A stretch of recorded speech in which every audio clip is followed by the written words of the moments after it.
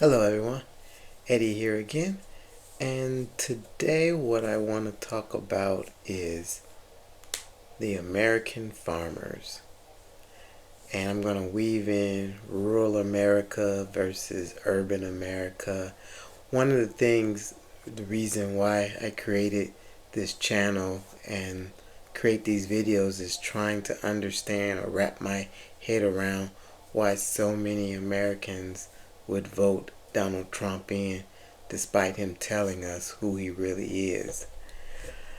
So I kind of want to engage in some healthy debate and just hopefully get a better understanding. But something caught my attention today as I was watching a news report about several generations of farmers saying that they're basically going to have to call it a quits. One of the things was that one particular farmer, she said that she was a sixth generation farmer and that she was hoping her sons would be a seventh generation, but they can't do it. So she's going to have to, it's going to end with her. Another farmer was saying that with all the tariffs and everything that's going on, that they had like five different customers that committed suicide. And so the farmers are actually now requesting government assistance to help them during this hard time. And that brings me back to rural versus urban and how how I can never understand how rural America always keeps voting for Republicans despite them never seeming to have their best interests at heart. And I really, really try to wrap my head around, and I just like kind of hope that they would like wake up, but for whatever reason it's just ingrained to always vote Republican despite things not improving. I actually saw an interview that John Tester had gave, and one of the questions directly asked to him is that why is it that rural Americans vote Republicans? And he said, which really just kind of blew my mind, but he said that basically farmers are considered independent, I guess independent entrepreneurs or independent contractors. And so a lot of times they don't want government stepping in and telling them what to do, so they don't favor regulations. So just saying that, we know one party is about deregulating everything and another party is about regulating because trying to make it fair.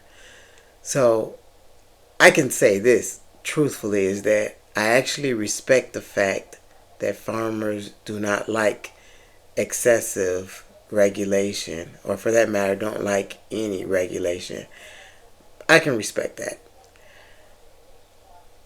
The thing is that I believe that a lot of times this is a little give and take, and so therefore we all have to be subjugate to some rules to make things equitable and fair for all of us. So if farmers have to deal with a little regulation, I don't see that as being a bad thing. I mean, again, I do respect wanting to run your business the way you want it, but my question is then what's the difference between the farmers and the oligarchs? Because each one is going to a specific party to get everything they want. And I do get that it could be said the same thing about me, who I normally am a liberal and I vote Democrat. So usually the Democrat has what I'm looking for. And so that could be turned right back around on me. But for the most part, I can truly say that even though it's been a slow, meticulous process, the Democrats actually do try to do what's in the best interest of the most amount of people. Do they always get it right? No, they do not. Is it a big tent? Yes, it is. Definitely a big tent. And again, I'm just still trying to wrap my head around that farmers are hurting. And the tariffs that are not a tax apparently is taxing them and it's hurting them. The immigration enforcement is hurting them. What difference does it make if you have so many crops but you have no one to pick it? You have no one to tend to your fields. I just wonder, do people really think this through? Because in this society, in these United States, everything is connected. Literally everything is connected. We all have to learn to interact and work together and tolerate one another and come to the realization that you're never going to get everything you want. I think we should hold to our ideals and our goals is that we're striving for a perfect union. I believe that one day we may get that perfect union, but right now we're a long way off, but we're striving for it. And so, to the farmers, did you really think voting for Trump was really in your best interest? And I don't really want to like kick people when they're down, but he literally told you he was going to deport people. Excuse me.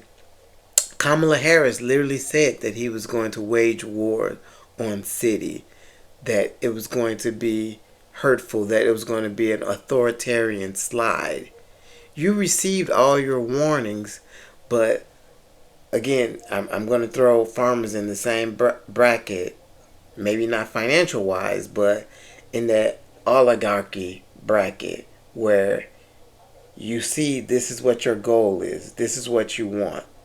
You want something that you know Trump will give you, and everything else does not matter. Those farmers who are going to have to go bankrupt and lose everything, I just wonder, because for some reason the MAGA people really hate the idea of socialism. So if you're asking for the federal government to assist you, is that being socialist? Is that embracing socialism? That you're asking the government for help? That you're getting welfare from the government? I just really want people to really think this through and think about this, because the rural red states is what really is driving the Republican Party into power.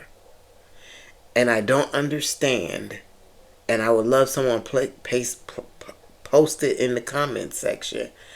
I don't understand why rural America keeps voting for these people who consistently does not have their best interests in heart, who does not strive to do things to assist them.